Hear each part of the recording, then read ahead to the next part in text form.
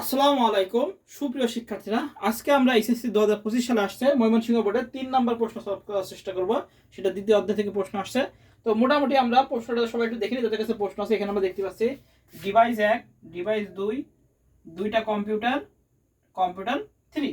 এভাবে কি করতেছে, আমাদের একটা নেটওয়ার্ক তৈরি করেছে। আচ্ছা, আমরা একটু প্রশ্ন দেখি, যাদের কাছে প্রশ্ন নেই তারা স্ক্রিনশট দিয়ে রেখে, যাদের কাছে আছে তাদের কাছে আছে। এই যে প্রশ্নটা,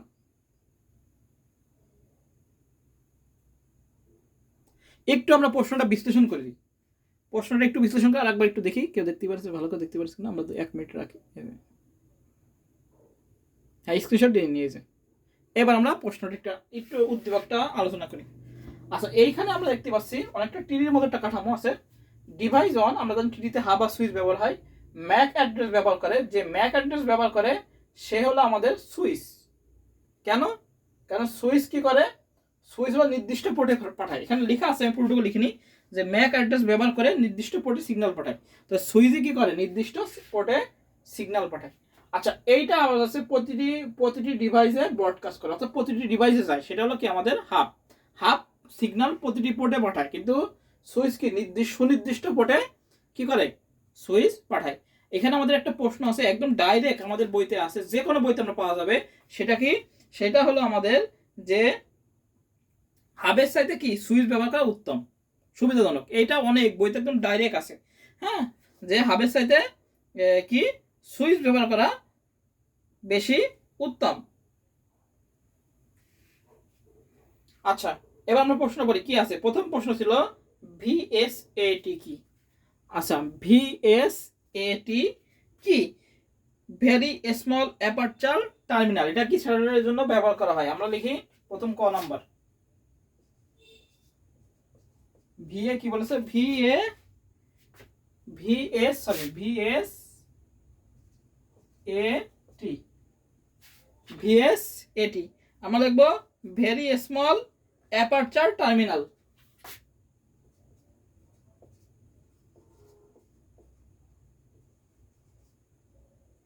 স্মল স্মল অ্যাপারচার,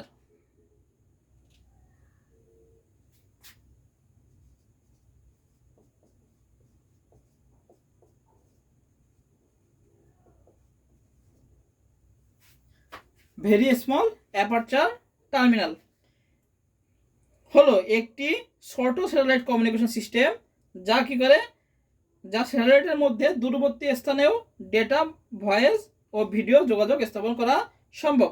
আমরা দেখতে পারি এটি এমন একটি কি satellite communication system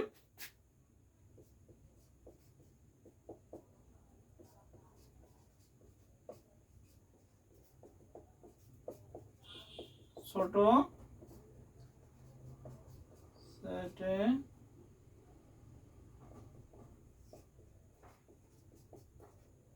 satellite communication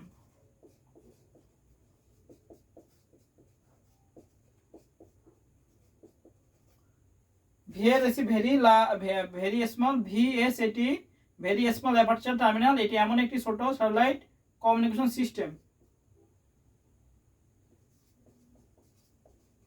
system যা কি করে, যা স্যাটেলাইটের মধ্যে দূরবর্তী স্থানে ভয়েস, ডেটা ভয়েস ও ভিডিও যোগাযোগ স্থাপন করতে পারে। যা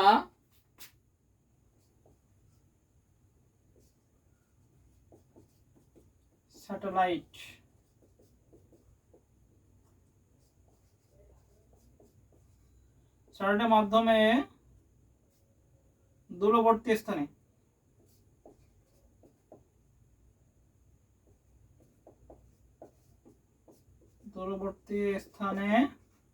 দূরবর্তী স্থানে কি করতে পারে, আমাদের ডেটা ভয়েস ও ভিডিও যোগাযোগ স্থাপন করতে পারে।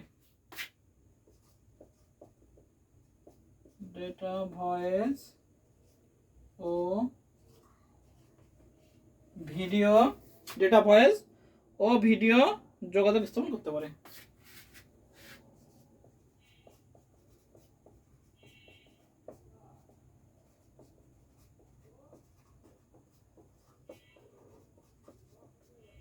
এই হলো ক নাম্বার।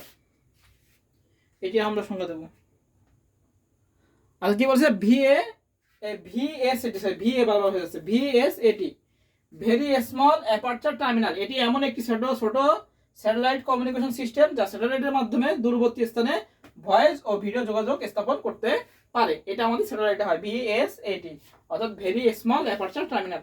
আচ্ছা বলেছে কি খ নাম্বার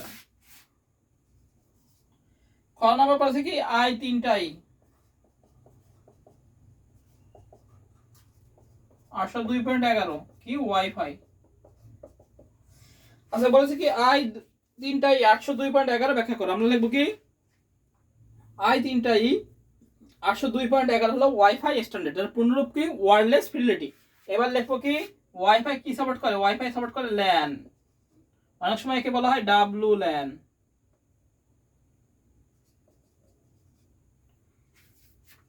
এটা আমরা ডাব্লু নাও বলতে পারি, মানে wireless local area network. Wifi কি সাপোর্ট করে, আমাদের ল্যান সাপোর্ট করে। হ্যাঁ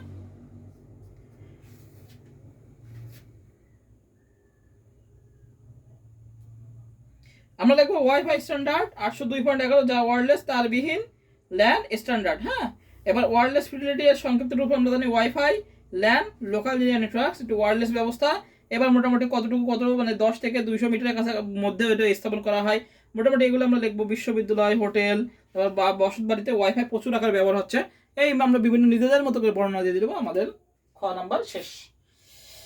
আচ্ছা গ নাম্বার বলেছে উদ্দীপকে উল্লেখিত নেটওয়ার্ক টোপোলজি ব্যাখ্যা করা। আচ্ছা এই যে উদ্দীপক ছিল, এই উদ্দীপকে ডিভাইস 1 ডিভাইস 2 কম, এটাকে আমরা টি টোপোলজি বলতে পারি। আমরা গ নাম্বার লিখবো কি গ নাম্বার লিখবো উদ্দীপকে উল্লেখিত নেটওয়ার্ক টোপোলজিটি টি টোপোলজি। এবার নিজেদের মতো ব্যাখ্যা করে লিখবো উদ্দীপকে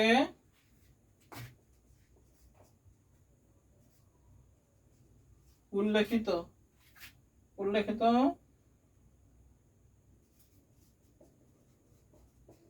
নেটওয়ার্ক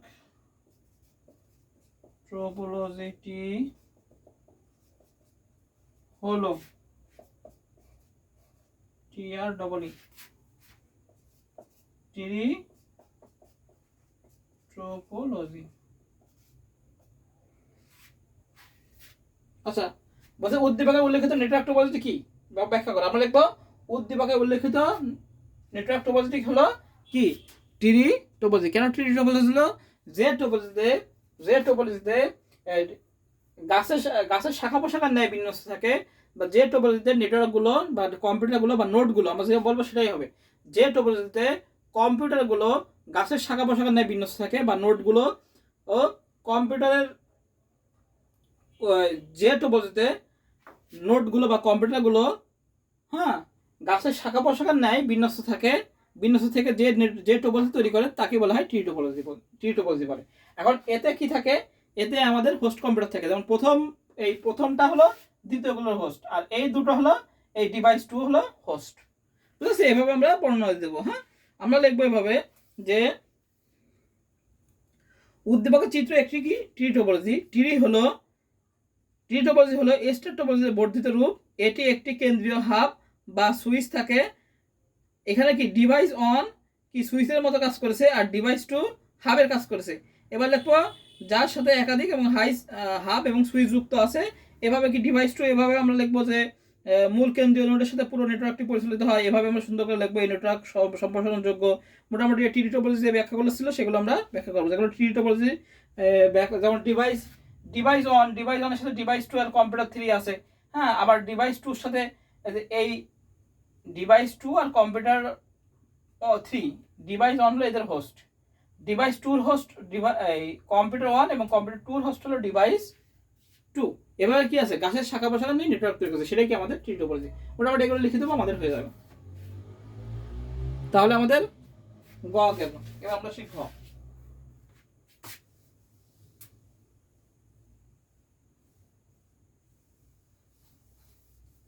মোটামুটি নিজেদের মতো বর্ণনা হয়ে যাবে। টি টোপোলজি হলো কম মেন।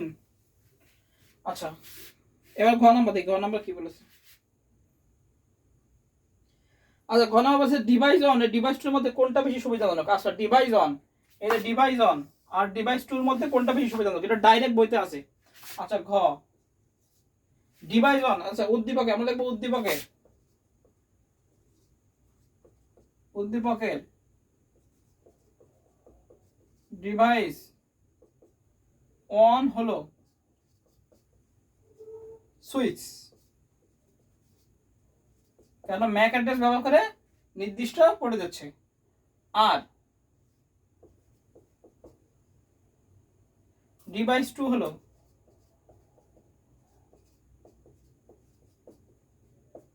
হাব। এদের মধ্যে কোনটা ব্যবহার সুবিধাজনক? সুইচ। এদের মধ্যে সুইচ ব্যবহার সুবিধাজনক। কেন এবার আমরা বর্ণনা দিতে পারবো, বিভিন্নভাবে বর্ণনা দিতে পারি, ডাইরেক্ট বইতেও আছে, কোনো বিষয় না যে এভাবে প্রথমে সংজ্ঞা দেবো এবার আমরা বর্ণনা দিতে দেবো। আচ্ছা আমরা একটু বুঝে নিই এটা, যে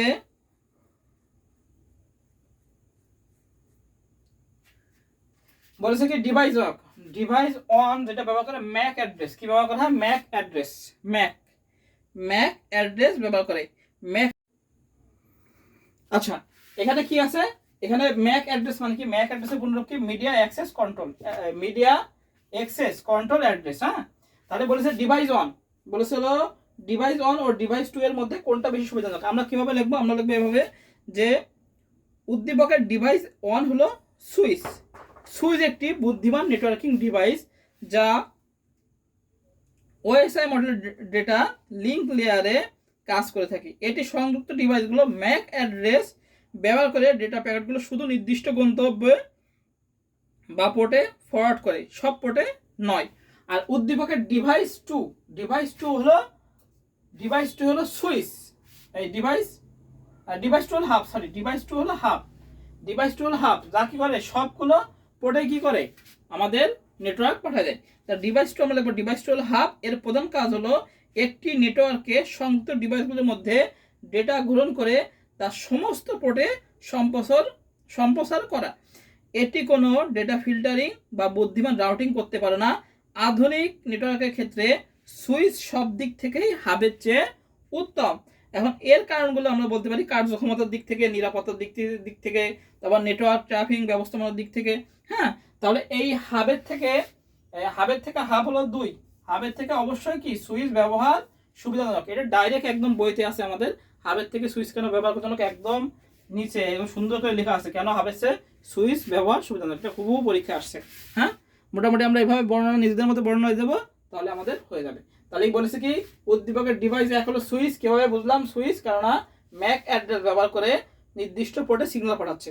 আর হাব কি করে? হাব হলো সম্পূর্ণ প্রতিটি ডিভাইস এর ব্রডকাস্ট করে এবং সব ব্রডকাস্ট করতেছে ডিভাইস 2। এই জন্য আমরা লিখব উদ্দীপকের ডিভাইস 1 হলো সুইচ আর ডিভাইস 2 হলো হাব। এদের মধ্যে সুইচ ব্যবহার সুবিধাজনক। এবার নিচে সুন্দর করে লিখবো, দ্বিতীয় প্যারা 4টে প্যারা করবো মোটামুটি লিখে। হ্যাঁ, শেষে প্যারা লিখবো উপরোক্ত আলোচনায় বলা যায় যে এই সুবিধা এইসবের কারণে কি আমাদের ডিভাইস 2 এর থেকে ডিভাইস 1 ব্যবহার করা সুবিধাজনক। তাহলে এই হলো আমাদের ময়মনসিংহ বোর্ড 2025 সালের 3 নং সলভ। সবাই ভালো থাকি, সুস্থ থাকি, সবাইকে আসসালামু আলাইকুম।